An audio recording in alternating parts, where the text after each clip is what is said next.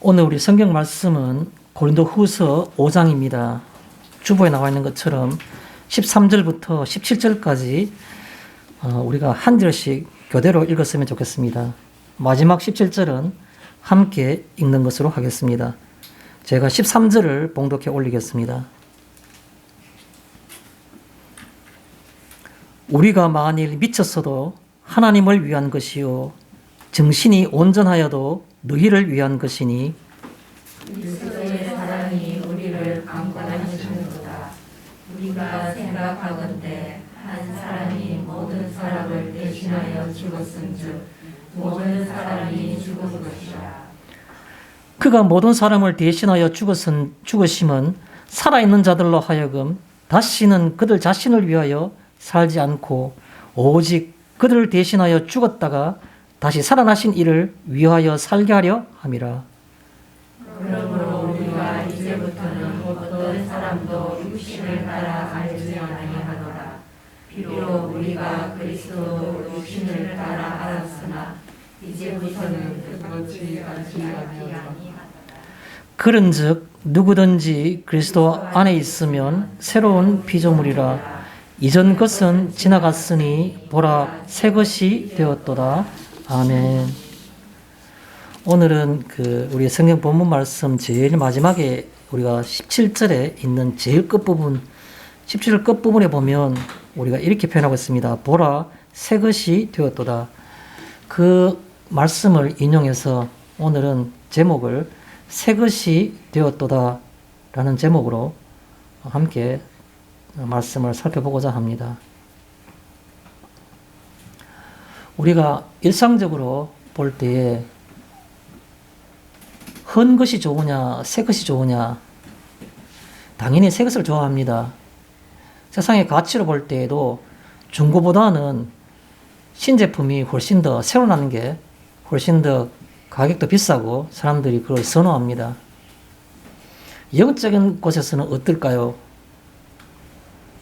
영적인 분야에서는 세상적인 어떤 그런 관점과 가치관은 다르긴 하지만 그러나 이 성경 말씀은 새로운 것에 대한 가치를 얘기하고 있습니다. 오늘 우리는 새 것이 되었도다 라는 말은 새로운 것이 우리들에게 있다는 것을 또 우리는 새로워졌다는 것을 성경에서 말하고 있는 것을 우리가 살펴볼 필요가 있다는 것이죠. 물론 성경 말씀을 꼼꼼히 살펴보면 이것이 조건이 붙어 있습니다. 사람이 생각으로 새로워지는 것도 아니고 행동으로 새로워지는 것도 아닌 겁니다. 딱 한 가지, 그리스도 예수 안에서. 그리스도 예수 안에 있으면 저절로 모든 것이 새로워진다는 겁니다. 우리가 바라는 헌 것보다는 새 것이 좋고 영적으로도 새로운 것이 좋다고 말하고 하나님께서는 우리를 새롭게 하셨다고 말했는데 그 새로운 것, 그 괜찮은 것 같네. 그러면 어떻게 그것을 우리 것으로 할 것인가? 이런 생각들은 당연히 따라와야 될 생각들이죠. 어떻게 우리 것으로 할 것인가? 딱 한 가지, 유일하게 예수 안에서만 그렇게 우리에게 새 것이 되게 하시는 길이 있다는 것을 말씀해 주고 있는 겁니다. 이번 주간 후반에 뉴스를 보니까 우리 대구 지역에서는 우려할 만한 그런 전염병들이 또 확산되어서 앞으로 교회에 또 예배에 대해서 어떤 어려움이 있을까라는 어떤 그런 자그마한 어떤 걱정도 해봤습니다. 우리나라에서 전염병 발생자 수가 그렇게 많지 않은 그런 지역으로 대구가 한동안 계속 유지해 왔는데 울산 지역에 있는 사람 일부분, 구미에 있는 사람 일부분이 대구의 술집에 주점에 와서 두 군데를 돌아다니면서 했는데 그래서 거기에 있는 외국인 접대부 그 다음에 거기 있는 종업원들에가 몽땅 다 전염을 시켜서 어제 아래인가 며칠 전에 보니까 50여 명이 한꺼번에 전염이 돼가지고 마치 작년에 우리 초봄에 2월 3월 때 대구가 전국적으로 가장 그렇게 큰 어려움이 당하는 것처럼 그런 어려움들이 확산되지 않을까.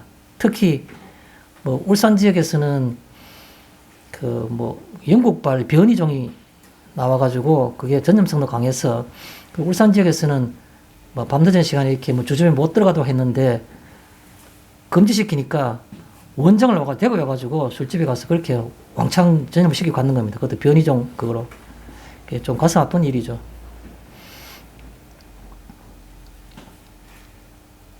뭐 어떤 일이 있기 전에 미리 걱정할 필요는 없다는 생각이 들어서 뭐 그냥 그런 일이 있었다. 우리가 위해서 기도했으면 좋겠다. 예배를 드리는데 어려움이 없었으면 좋겠다. 이런 생각이 듭니다. 새 것이 되었도다 라는 말은 그냥 우리가 이론적으로 우리가 새롭게 변화되었구나. 우리는 새로운 피조물이구나. 이런 생각을 한다는 것 자체는 아무 의미가 없습니다.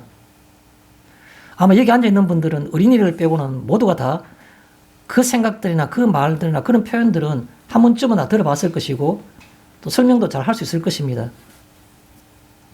그런데 왜 이 본문을 제가 가지고 다시 말씀을 나누고 싶을까요? 거기에는 우리가 한 번쯤은 진지하게 깊이 있게 주님의 진리는 우리가 도를 찾아가서 먼 곳에 가서 찾는 것이 아니라 우리의 마음 속에서 생각 속에서 나를 살펴봄으로써 그 속의 진리를 볼 수 있는 겁니다.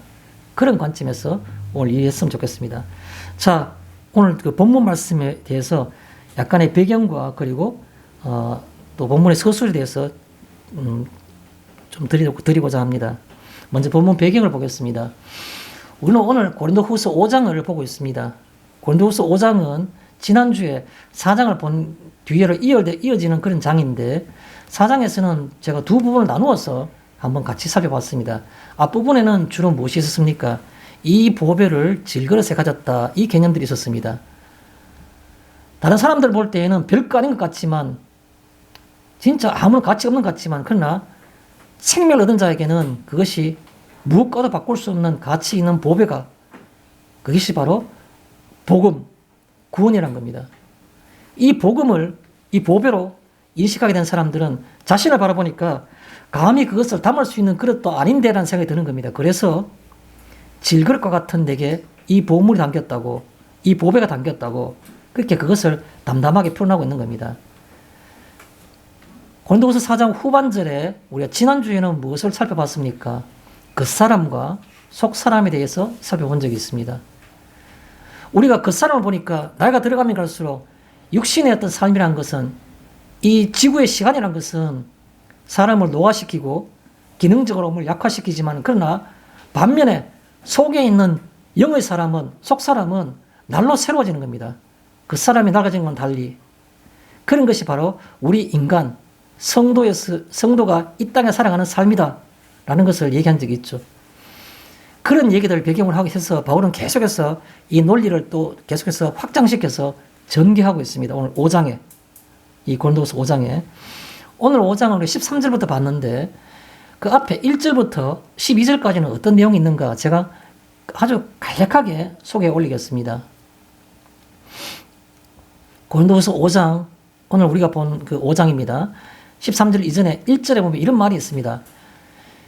땅에 있는 육신의 장막이 무너지면 하늘에 있는 영원한 집이 있는 것을 우리가 아노라 이런 표현이 있습니다. 땅에 있는 장막에서 집이겠죠.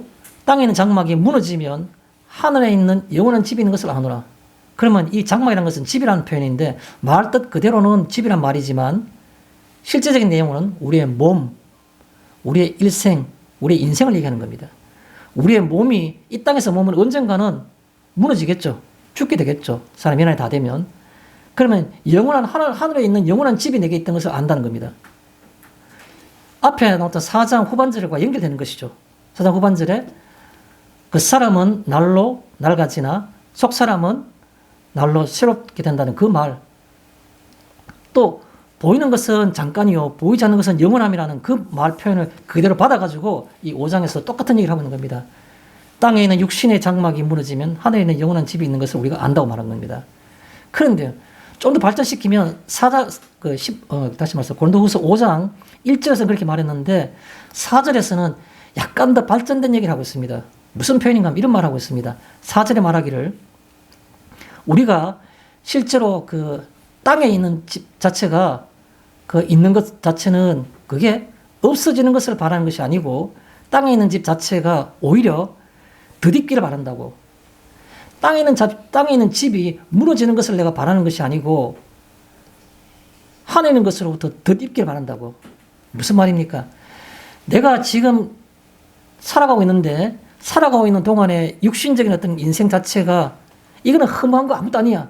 내가 세상 속에 있는 지금 현재 우리가 인생이라 이 자체가 아무것도 아니야. 그냥 빨리 내가 하늘나라 갔으면 좋겠다. 그게 얘기인 거다. 그런 표현을 하기 위해서 4절에 집에 있는 어떤 그런 그 집 자체가 내가 바라보니까 항상 짐이 되고 탄식이 날 정도로 나는 빨리 예수와 함께 하고 싶다는 겁니다. 그게 4절에 나오는 내용입니다. 하고 싶은데, 그런데 5절에 보면 그렇지만은 내가 이것은 4절 후반절이 이렇게 5절이 아니고 후반절에 보면 내가 빨리 예수께로 가고 싶고 이 땅의 사람은 아무것도 아닌데, 그런데 가만히 보면 이건 중요한 게 아니다. 내가 이 땅에 살든지 여기 있거나 내가 이것을 떠나거나 간에 똑같은 것은 바로 예수를 기쁘게 하는 것이 내게 유익한 일이다 라는 얘기를 4절 후반절에 하고 있는 겁니다. 그래서 마치 우리 앞에 나왔던 4장에서 연결되어 보면 보이는 것은 잠깐이고 보이지 않는 것은 영원하고 그 사람은 낡아지나 속 사람은 날로 새롭게 되니까 우리가 빨리 그 하늘에 가야 되겠다라고 생각할 수 있지만 이게 내 마음에 항상 짐이란 거죠. 탄식이 나올 정도로 짐이 되는데, 그러나 이것은 받은 것이 아니고 이렇게 생각하든 저렇게 생각하든 간에 하나 똑같은 것은 뭐냐, 예수를 기쁘게 하는 일이 나한테 가장 가치 있는 일이지, 내가 몸이 이 땅에 있는 인생이나 그렇지 않으면 또 내세에 있는 내 삶이나 그런 것들 자체가 중요한 게 아니란 겁니다. 오히려 8절과 9절에 보면 이런 표현을 하고 있습니다. 차라리 몸을 떠나 주와 함께 있는 것이 있으나 그러나 주를 기쁘시게 하는 것이 중요하다라는 말들이 나오고, 12절에 그렇게 살다 보면 주위의 사람들이 너는 우리하고 좀 다르네. 안 믿는 사람들이 우리를 볼 때 뭐가 다르다고 생각한다는 겁니다. 다르다는 것이 그냥 말 그대로 다르다는 것이 아니고 우리 지금 현재 삶도 마찬가지겠죠. 비정상이라고 생각하는 겁니다. 비정상이라고. 기독교인으로 살아가는 것이 이 땅에 살아가는 인생에서 살아가는 것은 비정상적이라고 생각하는 겁니다. 다른 사람들, 일반 사람들은. 그걸 가르쳐 12절에 외모로 자랑하는 자들에게 대답하게 하람이라 라는 표현이 있습니다. 무슨 말입니까? 일반적인 세상의 이치, 세상의 가치관으로 모든 사람을 판단하는 그런 일반 사람들 앞에서는 우리가 할 말이 없는 겁니다. 그런데 할 말이 있어야 된다는 거죠. 왜 우리가 이렇게 다른지, 왜 이렇게 당신들 보는 눈에는 우리가 비정상적으로 보이는지, 그걸 내가 말할 수 있도록 지금부터 설명하겠다라고 말한 게 바로 오늘 본문의 배경인 겁니다. 바울이 말할 때 이것은 모든 사람들이 갖고 있는 공통적인 입장인 거고 환경인 겁니다. 우리가 만약에 주의 자녀로, 주의 백성으로, 하나님의 백성으로 더 나아가서 제자로 살아간다 그러면 세상 사람으로부터는 분명히 비정상이라는 얘기를 들어야 되는 것이죠. 그럴 때 우리가 원래 가는 길이 그러니까 그냥 내버려둬. 우리는 우리 길 갈게. 너희들 가라. 이래 하는 게 아니고 그 사람들에게 외모로 말하는 자들에게, 외모를 자랑하는 자들에게 12절에 말하기를 대답하게 하렴이라. 대답할 것이 있도록 내가 지금부터 얘기하겠다. 바울이 세상 사람들 향해서 왜 우리가 이렇게 다르게 보이는지에 대해서 설명할 수 있도록 지금부터 얘기하겠다. 그 말을 하는 것이 바로 오늘 13절 앞에 있는 내용들입니다. 그러고 난 다음에 세상 사람들을 향해서 우리가 대답할 수 있도록, 말할 수 있도록, 설명할 수 있도록 그렇게 하기 위해서 지금부터 얘기한다라는 것이 바로 오늘 13절에 나온 내용입니다. 그럼 바울이 뭐라고 말하는지를 한번 보겠습니다. 13절 처음에 어떻게 시작합니까? 우리가 만일 미쳤어도 하나님을 위한 것이요. 이렇게 표현한 겁니다. 세상 사람들은 바로 우리를 향해서 뭐라고 말하겠느냐? 많이 들어봤지 않느냐? 미친놈이라고, 미쳤다고, 지나치다고, 비정상이라고. 그 말씀 들어보셨습니까? 듣기를 바랍니다. 안 들어보셨습니까? 회개하시기 바랍니다. 어떻게 예수 믿는 사람이 미친다고 비정상이라는 말로 안 듣고 어떻게 살아갑니까?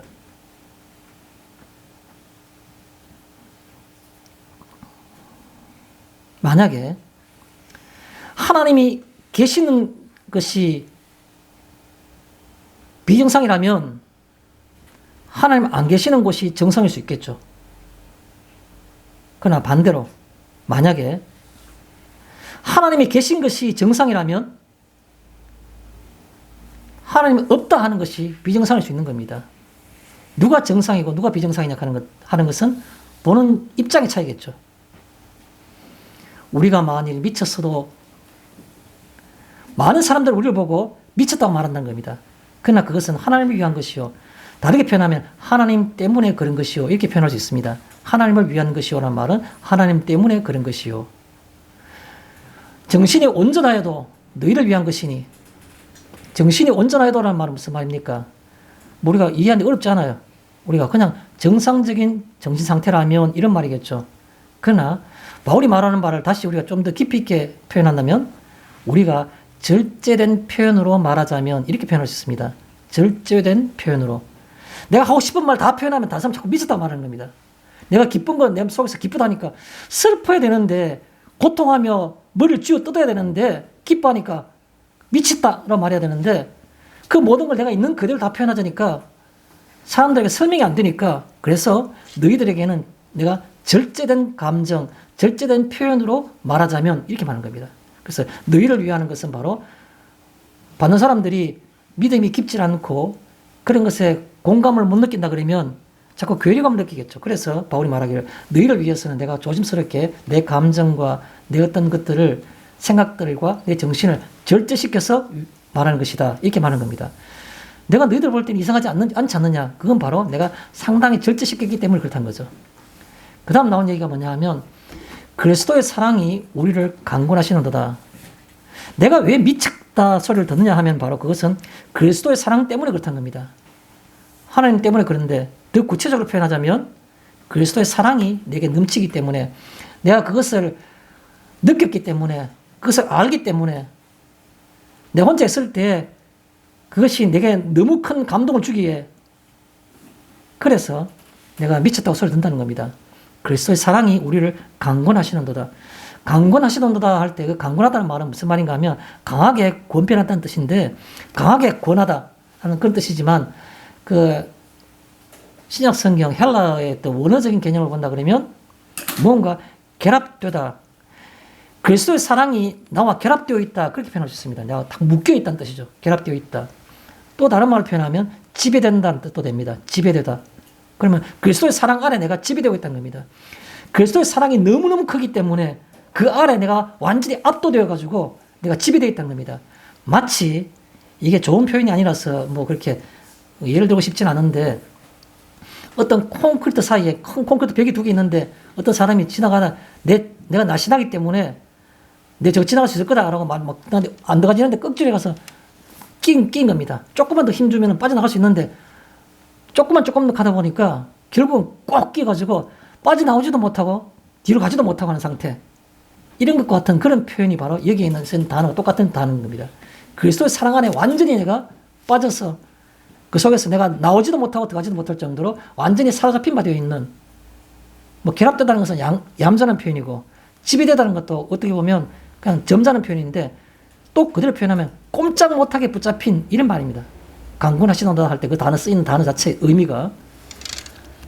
그래서 내가 왜 미쳤다고 그렇게 여기지고 또 너희들에게 그렇게 뭐 온전하게 보이기 위해서 내가 조심하느냐 하면 그리스도의 사랑이 나를 강하게 사로잡고 있기 때문에 그렇다는 겁니다. 그래서 그리스도의 사랑이 사로잡는 이유에 대해서 서술한 게 뒤에 설명이 나온 겁니다. 왜 그리스도의 사랑이 우리를 강권하시고 있느냐. 한 사람이 모든 사람을 위하여 대신하여 죽은 것은 모든 사람이 죽은 것이라. 그렇잖아요. 한 사람이 모든 사람을 대신했다는 겁니다. 대신해서. 어떤 무슨 그 테러범이 어떤 뭘 갖다 건물이나 비행기에 들어가서 사람을 인질을 잡았을 때 몇 분 만에 요구 조건 안 들어주면 사람 한 명씩 10분마다 한 명씩 사람 죽이겠다. 이런 얘기들 많이 들어봤지 않습니까? 그럴 때 그 모이는 사람들 중에서 10분 동안 안 지났으니까 내가 요구 조건 안 들어줬으니까 한 명 죽어야 돼. 누가 죽을 거야? 다 머리 푹 숙이고 다 눈을 안 맞추려고 그랬겠죠. 근데 한 사람이 내가 그래 하죠. 앞에 나섰다 합시다. 대신 죽었다 합시다. 그러면 그때 느낀 사람들이 어떤 생각을 느낄까요? 저 사람이 우리를 대신해 죽었구나. 죽는구나. 탕하는 총소리와 함께 정말 퍽 쓰러지는 겁니다. 현실적으로. 마음에 어떤 생각이 들까요? 내가 죽는 고통 안 느끼겠습니까? 나도 언젠간 저리 죽을 수 있는 거 아닌가? 빨리 우리 구출해주면 좋겠다.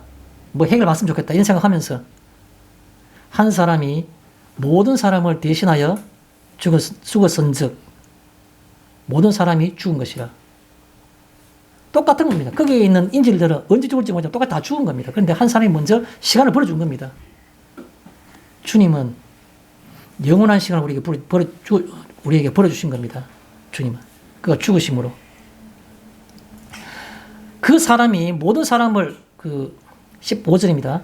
그 사람이 모든 사람을 대신하여 죽은 것은, 왜 죽었냐? 예수님은 왜 죽었느냐? 살아있는 자들로 하여금, 살아남은 자들이 다시는 그들 자신을 위하여 살지 않게 하렴이라. 예수님은 우리에게 첫 번째 인질이자 마지막 인질로서 죽어주신 겁니다. 더 이상 그게 없이 다 해결 다 본 겁니다. 그 죽음으로. 만약에 인질 가운데 있었던 첫 번째 죽은 그 사람이 만약에 그 나라의 대통령이 있다고 생각합시다. 뭐 옛날 영화에 그런 게 있었지 않습니까? 에어포스 원 해가지고 대통령 비행기에 탈의범 들어가지고 대통령 인질 잡는 거. 대통령 죽으면 다른 사람 죽일 이유가 없는 겁니다. 더 이상 가치가 없는 겁니다. 대통령 죽이면 끝나는 겁니다.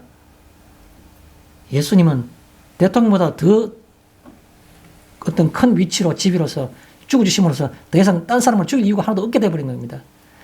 그렇기 때문에 그 사람이 모든 사람을 대신하여 죽은 것은 살아있는 자들로 하여금 다시는 그를 자신을 위하여 살지 않게 하렴이라. 그를 자신을 위해 다시 살지 않게 하렴이라는 말 무슨 말일까요? 생각나면 틈만 있으면 그때 그 광경이 트라우마도 트라우마지만 그런 어떤 면에서는 그게 너무 기억이 오래 남았어. 강렬해서 평생을 지울 수가 없겠죠. 그 죽는 광경을 봤으니까. 대통령이 내 대신에 총 맞아 죽었다. 그러면 어떤 생각할까요? 내가 그 가족에게, 내가 그 후손에게 뭐 이런 생각하지 않겠습니까? 근데 예수님은 마치 후손이 없어요. 뭡니까? 내 이웃을 내 몸과 같이 사랑하라 하지 않습니까? 그래서 그 사람이 모든 사람을 대신하여 죽었은즉, 죽은 이유가 있는데 그건 바로 뭐냐 하면 딱 한 가지 인간이에요. 살아있는 자들이 다시는 그들 자신을 위해 살지 않게 하렵니다. 그들 자신을 위해 산다는 말은 무슨 말입니까? 노골적으로, 은근히, 겉으로 혹은 속으로 항상 자기 자신을 바라보는 겁니다. 그들 자신을 위해 살지 않다는 건 무슨 말입니까? 계속 자기를 바라보는 것을 하지 않도록 하십니다. 여기 앉아 있어도 우리는 귀한 존재가 아닐 수도 있습니다. 왜요? 주님은 그것 때문에 죽은 게 아닌데 여기 앉아 있으라고 주님께서 죽은 건 아니지 않습니까? 뭐 하라고 죽으신 겁니까? 자기를 보지 않도록 하기 위해서 죽으셨다는 겁니다. 자기를 보지 않도록. 틈만 나면 내 새끼, 내 가족, 그렇잖아요. 내 어떤 뭐 친척, 내 명예, 내 출세, 어느 한 날, 어느 한 시간 나를 보지 않은 적이 어디 있습니까? 그러면 우리가 예수와 어떻게 상관이 있는 겁니까? 예수가 죽음이 우리에게 왜 있는 겁니까? 어떻게 있는 겁니까? 이걸 말하고 있는 겁니다. 그를 자신을 위해 살지 않게 하기를. 다시는.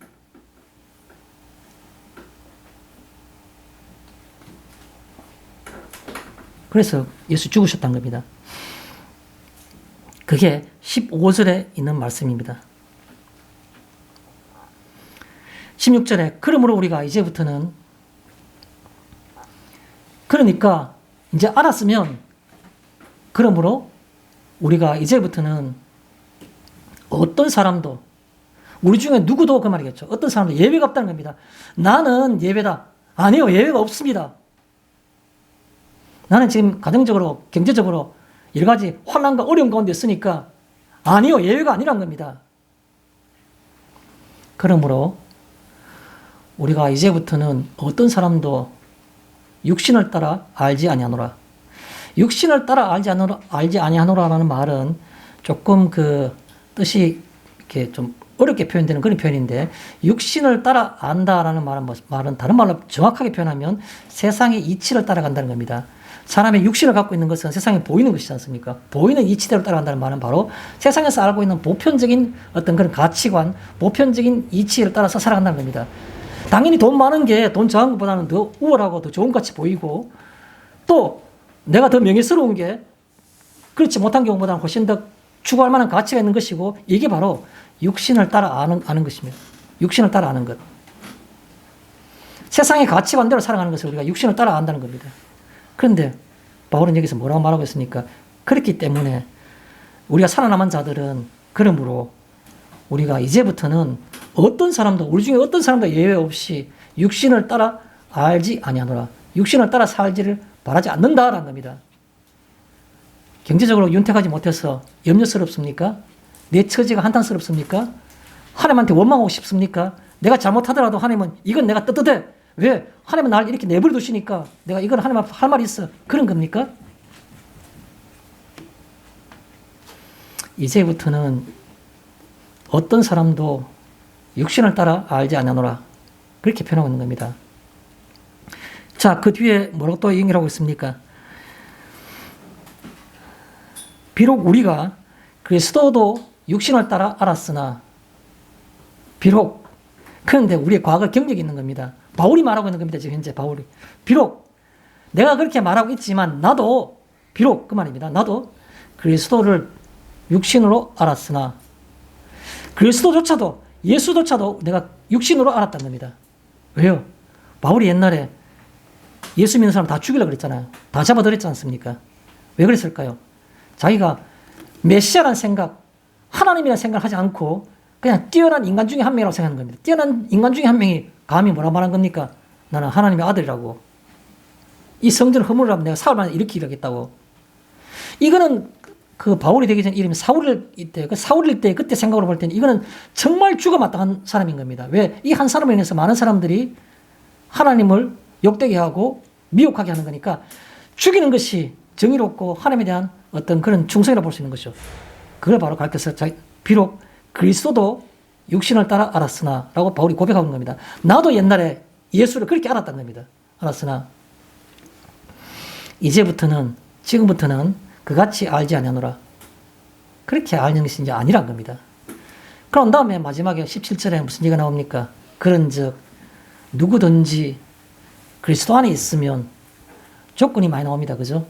누구든지, 아무나, 재물이 많거나 적거나, 내가 내 가족이 유력한 사람이 있으나 그렇지 않으면 내가 외톨이거나, 어떤 상황 속에, 이 땅의 삶 속에서 어떤 상황이든 간에 누구든지, 그런즉 누구든지 그리스도 안에 있으면, 이 새로운 피조물은 한 가지 조건이 꼭 필요한데 그것이 바로 뭐냐면 엔 그리스도, 그리스도 안에 있으면 이랍니다. 그리스도 안에 있으면 새로운 피조물이라.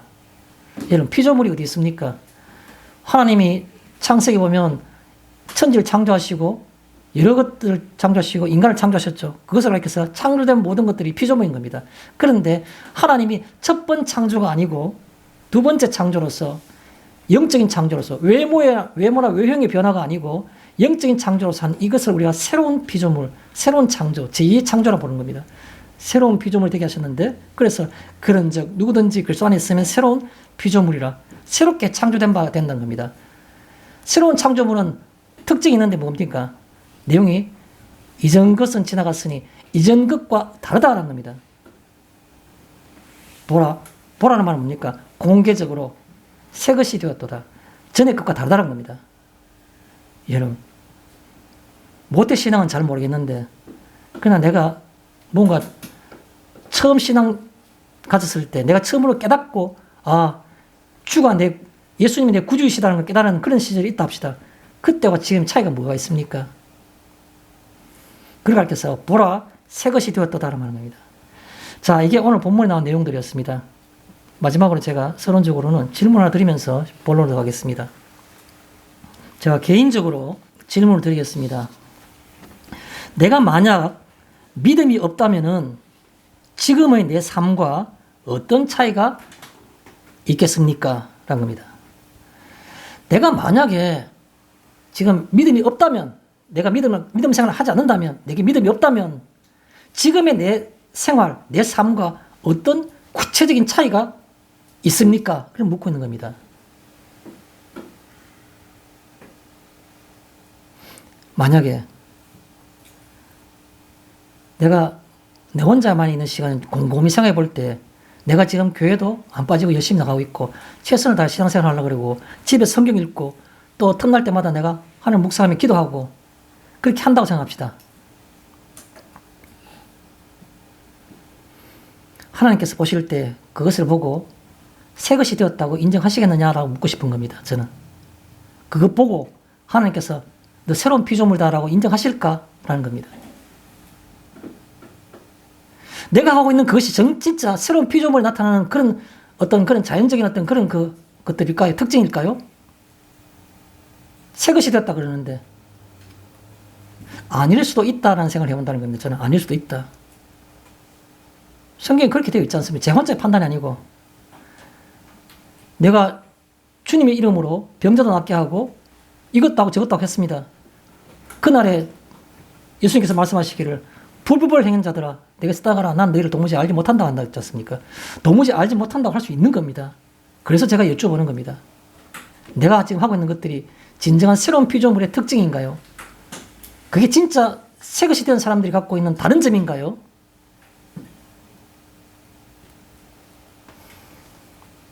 저는 모릅니다. 그러나 여러분들은 개인적으로 속으로 한번 곰곰이 생각할 필요가 있습니다. 내가 만약에 지금 전혀 예수를 모른다면 어떤 차이가 있을 건가? 내 지금 생활하고 어떤 차이가 있을 것인가? 아, 내가 다르지 않느냐? 이것저것 눈에 보이는 것은 아무것도 아닌 겁니다. 보이지 않는 것으로 생각합시다. 그 점을 제가 기준으로 말씀드리고 싶은 겁니다. 본문으로 가겠습니다. 14절에 그리스도의 사랑이 우리를 강권하시는도다. 예수의 사랑에 완전히 우리가 사로잡힌 바가 되었다라는 표현입니다. 강권하시는도다. 그래서 강권하시는 것은 뭐에 의해 강권하는 거? 우리를 좌우의 벽에 1cm 들어가지 않는 딱딱한 척은 콘크리트 같은 것들이 벽이 착 있는데 그 벽 사이에 우리가 끼어 있는 겁니다. 그 두 벽이 뭡니까? 그리스도의 사랑인 겁니다. 오지도 못하고 나가지도 못할 정도로 인간적으로 볼 때는 고통스러운 거지만 사실은 그게 아니고 그 은혜 가운데 그 사랑이 너무 커서 너무 강력해서 내가 그 속에서 빠져나올 수 없는 그 뜻입니다. 그 사랑의 강력함 때문에 내 힘으로는 도저히 빠져나올 수 없는 그게 바로 강권하시는 도다라는 겁니다. 여러분 그런 거 맞습니까? 여러분 얼마나 그 벽이 흘렁흘렁합니까? 내 마음대로 오늘 이리 빠져나오고 내일은 저리 빠져나오고 다 홀란다 빠져나가는 것은 우리의 삶이 아닌 겁니까? 묻고 싶은 겁니다. 저는. 강권하시는 도다. 꼼짝없이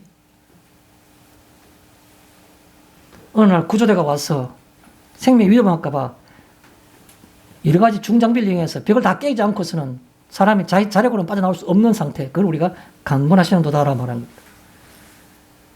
무엇이 우리를 강권하시는 겁니까? 그리스도의 사랑이 14절에 있는 것처럼. 누구를요? 우리를. 진짜 은혜 있는 사람 내가 봤는데 진짜 그리스도 사랑에 사로잡힌 것 같아. 남의 얘기를 하지 마십시오. 오늘 우리는 우리에 대해서 생각하고 싶은 겁니다. 우리를 강권하시는 도다. 우리란 말 속에서는 나도라는 말이 포함되어 있는 겁니다. 어떻게 그 남의 얘기처럼 하시는 겁니까? 생명이 그렇게 여러분들 무가치한 겁니까?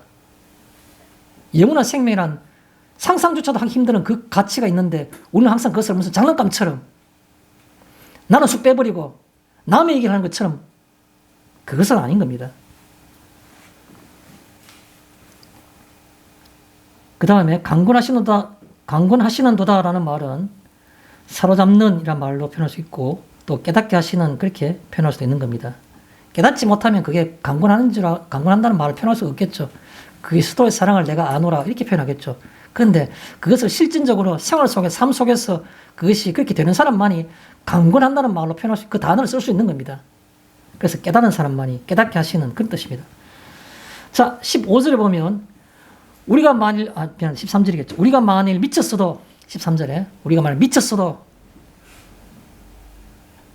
강권하시기 때문에 미친 겁니다. 그리스도 사랑에 완전히 사로잡히지 않으면 미쳤다는 소리를 들을 필요가 없겠죠. 그래서 여기에 강권하시기 때문에 나타나는 현상 중에 하나가 바로 미쳤어도라는 말, 13절에. 우리 잘 아시는 것처럼 이 말 뜻은 비정상인 것 같아서, 그 말입니다. 그죠? 비정상인 것 같아도. 그런데요, 이게 미처서도라는 말을 헬라어적으로 그 원어를 보면 현대 영어 단어에 보면 엑스타시라는 말과 가장 제일 연결된 겁니다. 쉽게 말해서 마약 종류도 그런 이름이 있지 않습니까? 황홀경, 환상 같은. 마치 뭐 좋은 표현이나 예는 아닙니다만, 그냥 어원을 따지면 황홀하다는 그런 뜻이죠. 황홀하다는 거. 내가 미쳤어다는 말은. 나는 그냥 긍정적인 면에서 내가 정상적인 생활을 못할 정도로 내 마음속에서 피어오르는 그 엄청난 그 기쁨과 환희, 그것들이 내 생활 자체를 지배하고 있는데, 다른 사람 볼 때는 미친 사람 같이 보이는 겁니다. 정신 상태가 안정되지 못하고 비정상적인 어떤 그런 흥분 상태에 있는 것 같아 보이는 겁니다. 흥분 상태와 같이 보이는 그게 미쳤어도라는 거예요. 미쳤어도. 그냥 결과적으로 뭡니까? 이것은 하나님을 위한 것. 하나님을 위한 것이랑 하나님으로 인해서 하나님 주신 것 때문에 그런 말이 되겠죠. 자, 두 번째 또 13절에 보면 너희를 위한 우리가 만일 정신이 온전하여도 할 때 온전하여도라는 말이 있습니다. 온전하여도 13절에 이것은 절제된 표현으로 그 뜻입니다. 여러분들에 대해서는 내가 온전하게 보이는 것은 내가 절제했기 때문에 그렇다는 거죠. 절제된 표현으로. 성경에 나온 것처럼 13절에 이것은 뭐 때문에 그런 겁니까? 너희를 위한 것. 너희를 위한 것은 왜 너희를 위해서 내가 절제한 표현으로 했을까요? 딱 한 가지밖에 없습니다. 세상을 대면하고 있기에. 우리는 세상과 지금 마주보고 있는 겁니다. 우리가 옛날에 가면 좀 그런데 구약과 신약 사이에 보면 그 중간기가 한 400년 가까이 있죠.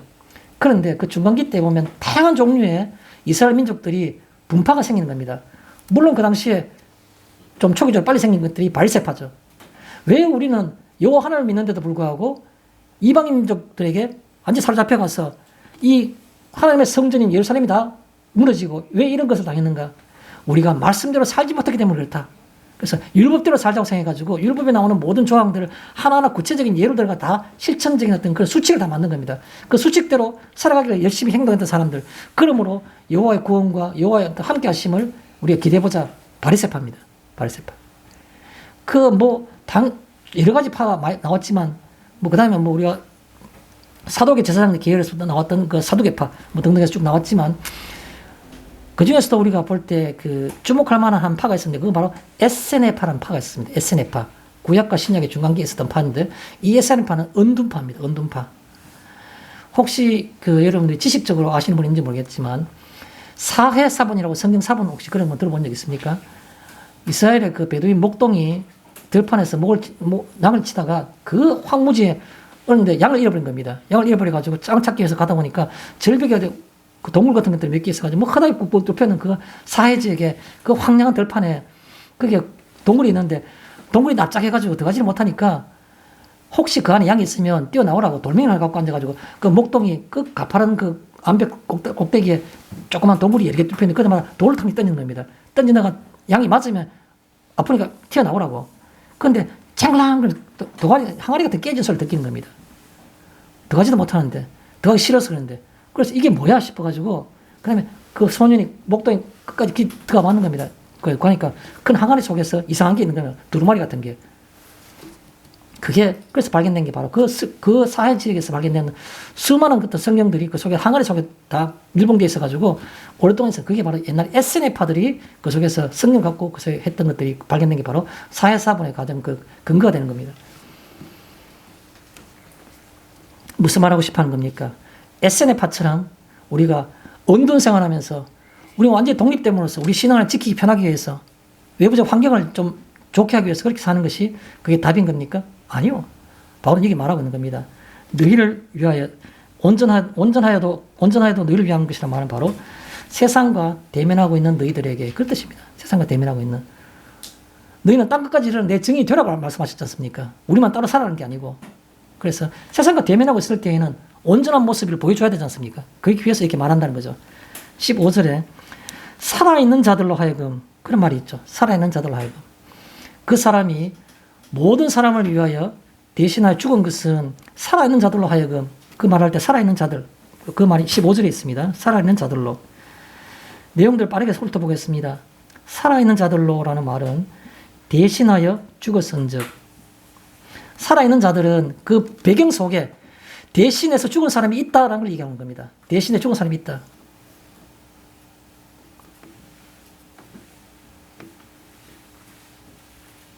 내게 돈을 몇 억을 갖다 주면, 1억쯤 갖다 주면 내가 빨리 해결하고 싶은 여러 가지 현실적 문제 다 해결할 수 있는데 이렇게 생각하십니까? 여러분, 여러분을 위하여 죽은 사람이 있다는 것이 더 중요한 사실인 겁니다. 내가 현실적인 문제를 해결하는 것보다도 더 큰 사실이 바로 뭐냐 하면 내게 영원한 생명을 주신 분이 있다는 겁니다. 살아있는 자들로 하여금이라는 이 단어 속에서는 대신하여 죽었은적이라는 말이 그 속에 포함되어 있는 겁니다. 대신하여 죽었기 때문에 살아있는 자라는 표현을 할 수 있는 겁니다. 안 그러면 이 사람도 죽어야 되는 사람, 우리도 죽어야 되는 사람인 것이라는 것을 이미 내포하고 있죠. 여기에 살아있는 자들로 할 때 살아있는 자들로라는 말은 대신하여 죽었은적이라는 말 자체를 항상 그 속에 포함하고 있다는 생각을 해야 되는 겁니다. 대신하여 죽었다. 힘드십니까? 무엇 때문에 힘드십니까? 주님이 나를 위해 죽으셨는 겁니다. 무엇을 원망하고 싶은 겁니까? 주님의 죽으심보다 더 힘드십니까? 또 살아있는 자들로라는 말은 자신을 위해 살지 않고라는 말입니다. 자신을 위해 살지 않고라는 말은 제가 조금 전에 본문 서술할 때도 그런 말씀 드렸죠.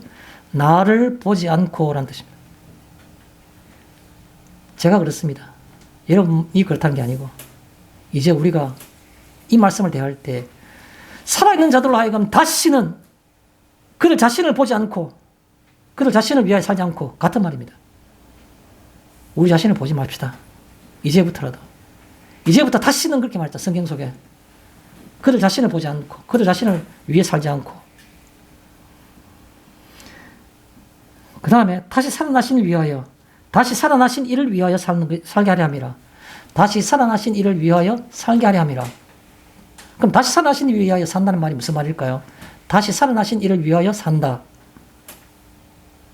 그 말을 다르게 표현하면 저는 이렇게 표현하고 싶습니다. 내 삶 속에서 죽으신 예수 그리스도께서 어디에 살아나신 겁니까?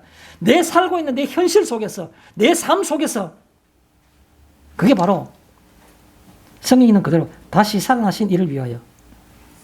어디에 살아나는 겁니까? 부활하신 그 아리마대 요셉의 그 매장지 굴 속에 살아나신 겁니까? 아니요. 우리가 믿음이 있다면, 우리에게 영원한 생명이 있다면 내 현실적인 삶 속에서 그 예수 그리스도, 죽으신 예수 그리스도가 다시 살아나셔야 되는 겁니다.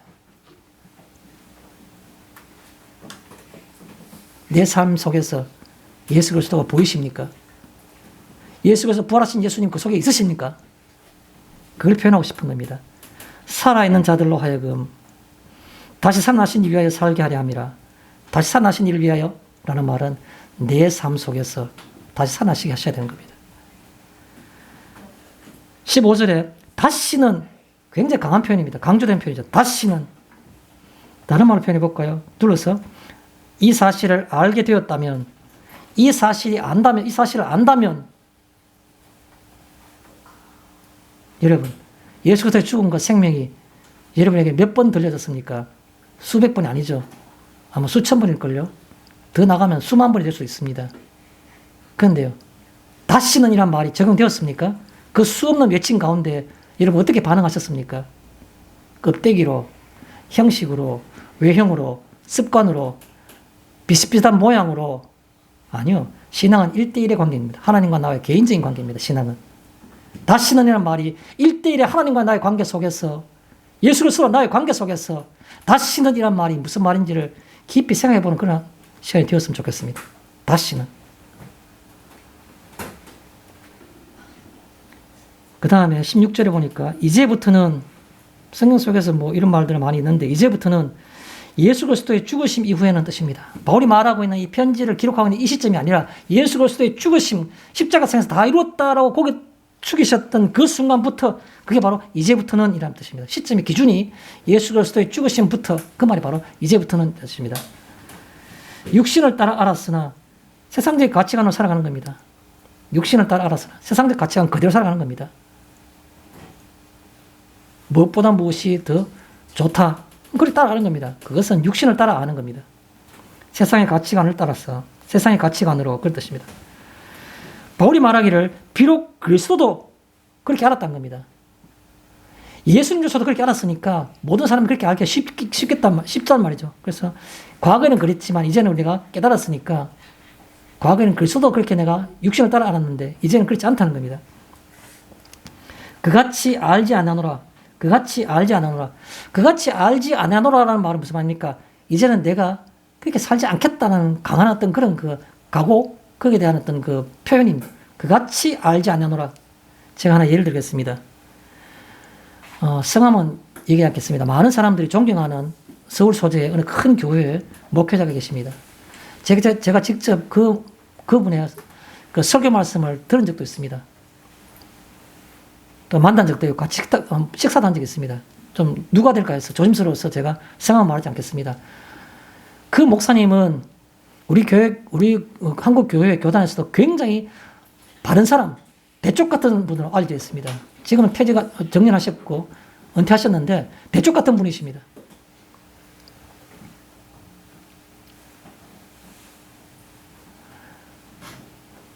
교회가 헌법에 나와 있는 것대로 1년에 한 번씩 예를 들어서 목회자가 교인들에게 신임 투표를 받아야겠다면 신임 투표 하자고 할 정도로 교회가 조금 커지니까 큰 교회 그냥 다 정리해버리고 자기는 조그만 교회 다시 나와가지고 개척하기도 하고 목회자들이 큰 교회는 세습하는 사람이 많았지 않습니까? 큰 교회는 자기 아들한테 목회자 또 물려주고 그걸 위해서 가장 선봉에 있어서 반대했고 또 지금까지도 반대하고 있는 그런 아주 존경받는 그런 목회자입니다. 그런데요, 저는 제가 잘 이해하지 못해서 그럴 거라고 저는 생각합니다만 아직까지도 조금은 이해하지 못하는 부분이 딱 한 가지가 있습니다. 뭐냐면 운전자 이론이라는 겁니다. 운전자 이론. 무슨 뜻일까요? 모르죠. 그죠? 기독교인들이 세상 가운데 살아갈 때에 항상 다른 사람보다도 어뜸이 된다고 생각하는 겁니다. 그게 바로 운전자 이론입니다. 그게 왜 운전자 이론일까요? 내용은 이해하기 쉬워요.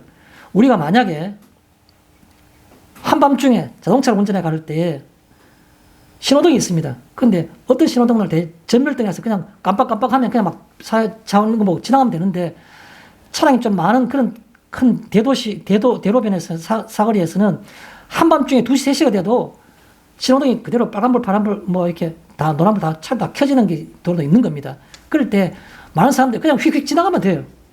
지나가면 되는데 왜? 사람이 전혀 없으니까 2시, 3시 차가 어디 있습니까? 그런데 맨 앞에 간 사람이 그 신호등 앞에서 빨간불이 딱 선다 합시다. 그러면 그 차선에 있는 사람은 어쩔 수 없이 뒤에 다 똑같이 다 서야 된다는 것이죠. 무슨 말입니까? 기독교인이 정치적으로나 경제적으로나 사회적으로나 어떤 다양한 분야에서 맨 앞에 선두에 서가지고 모범을 보이면 많은 사람들이 그렇게 따라갈 수밖에 없는 그렇게 되는 사회를 구조를 바꿀 수 있다는 겁니다. 그래서 운전자 이론이라고 하는 겁니다. 그걸 일명 붙일 때 다른 사람들이 이렇게 붙여요. 그분은 그렇게 말씀하지 않았지만 무엇보다도 1등이 되라, 2등이 되는 것보다 1등이 되라는 겁니다. 쉽게 말해서.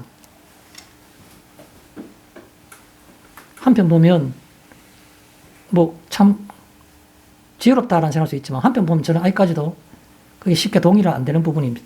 동의를. 무슨 말입니까?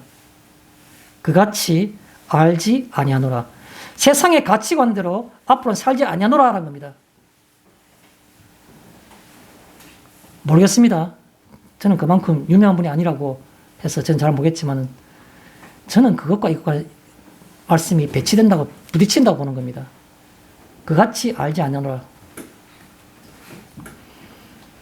세상을 내가 바꾸지 못하면 하나님께서 바꾸실 겁니다.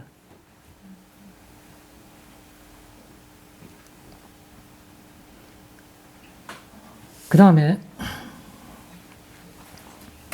마지막으로 17절에 새로운 피조물이라는 그 표현이 있습니다. 새로운 피조물의 조건은 그리스도 안에 있으면이라는 조건이 반드시 붙어 있습니다. 그리스도 안에 있으면. 우리 잘 아는 것이죠. 예수 안에 있어야만이 새로운 피조물이 되는 것이지 내가 다른 것으로는 새로운 피조물이 되지 않는 겁니다. 또요. 새로운 피조물은 뭡니까? 은혜 안의 존재입니다. 은혜 안의 존재. 예수 안에 있으면 내가 그 은혜에 젖어들 수 있고 내가 새로운 피조물이 될 수 있는 겁니다. 우리가 냉정하고 차분하게 우리 성경 말씀과 이 신앙에 대해서 한 번만 생각해 보겠습니다. 성경 말씀이 있는데 이 성경 말씀이 무엇입니까? 이 성경 말씀은 하나님께서 하나님의 존재를 알 수 없는 피조물들에게 자신을 드러내 보이시는 겁니다. 어떤 그 주체가 보여주지 않으면 볼 수 없을 때 그걸 보여줌으로써 알게 하는 것을 우리가 계시란 말입니다. 계시. 드러내 보인다는 것이죠. 덮어두면 아무도 몰라요. 보여줄 때만이 알 수 있는 겁니다. 상자가 있는데 그 상자에 그 속에 곰 인형이 있는지 토끼 인형이 있는지는 아무도 모르는 겁니다.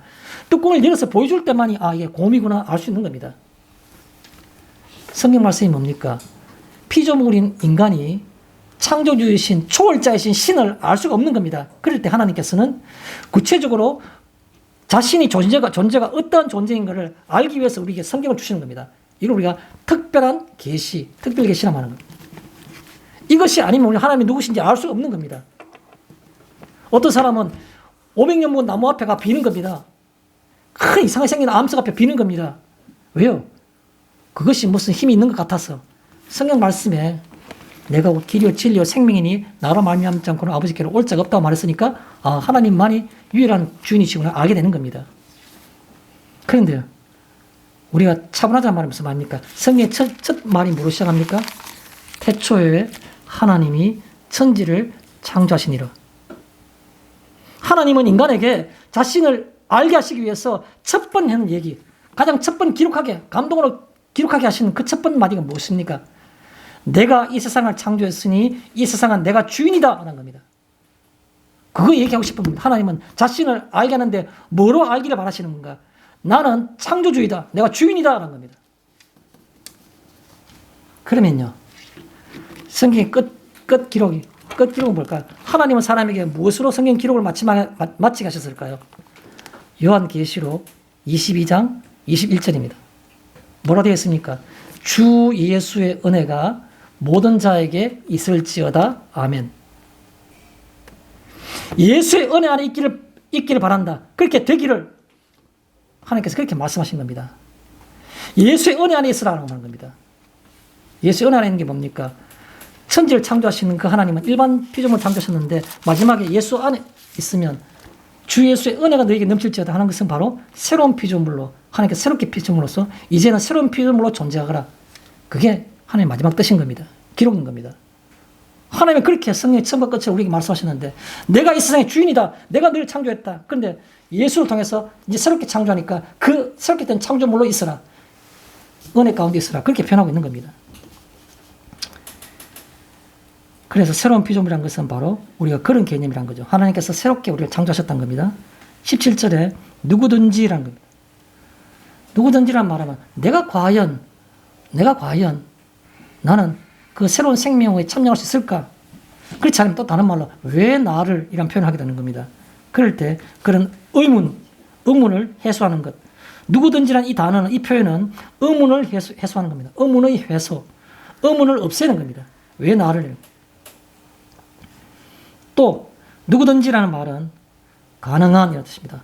나는 이것도 부족하고 성격도 그렇고 내 처지도 그렇고 아니요. 누구든지라는 말 속에서는 누구든지 가능한 그 말을 표현하고 있는 겁니다. 또 누구든지라는 말은 부분적이 아니고 완전한 뜻입니다. 완전한. 내가 그리스도 안에만 있으면 누구든지 이 새로운 피조물 요한계시록 22장 21절 마지막에 말했던 주 예수의 은혜가 넘치는 그런 존재로 있기를 하나님께서 바라시는데 그 존재로 완전히 바뀔 수 있다는 겁니다. 완전한. 자, 그 다음 17절에 새 것이란 말은 우리 개념이 반대의 개념은 이전 것이 아니라는 뜻이죠. 이전 것이 아닌. 이전 것이 뭡니까? 세상 가치관에 지배된 세상 가치관 속에서 물질이 없으면 다리 힘이 풀려가지고 부서 주저앉고 싶고 내가 명예가 없으면 내가 너무 초라해서 다른 사람 만나기가 싫고 동창회 나가보면 옛날 과거에 학교 다닐 때 변변하지 못한 사람들이 큰 소리 치는 사람들이 얼마나 많습니까? 왜요? 세상적 가치관으로 해서 자신이 무언가 아주 출세했다고 생각하는 겁니다. 얼마나 볼품 없는 사실입니다. 여기 나오는 새 것이란 말은 이전 것이 아니란 말은 세상의 가치관이 아닌 그 뜻입니다. 또 새 것이 뭡니까? 일반 피조물이 아닌, 우리가 일반적인 사람이 아니죠. 믿지 않는 사람도 하나님께서 창조하신 피조물들입니다. 그런데 성도들은 하나님께서 새롭게 창조하신 피조물들인 겁니다. 그래서 여기 나오는 새 것이라는 말은 일반 피조물이 아닌 이런 그 뜻입니다. 또 다른 말을 표현해 볼까요? 다른 일. 제가 같은 얘기를 여러 번 반복합니다만 이 시대에 많은 그 믿지 않는 사람들이 왜 교회를 욕합니까? 다르지 않기 때문에. 자신들과 똑같기 때문에. 자신들 돈 없을 때 부석 주지 않고 기독교인들이 돈 없으면 부석 주지 않다는 겁니다. 자신이 돈 있을 때 어깨 힘주는데 기독교인도 똑같이 돈 있으니까 장로 되고 교회에서 힘 좀 쓰면서 큰 소리 치더라는 겁니다. 똑같기 때문에. 그거는 이전 것입니다. 새 것이 아닌 겁니다.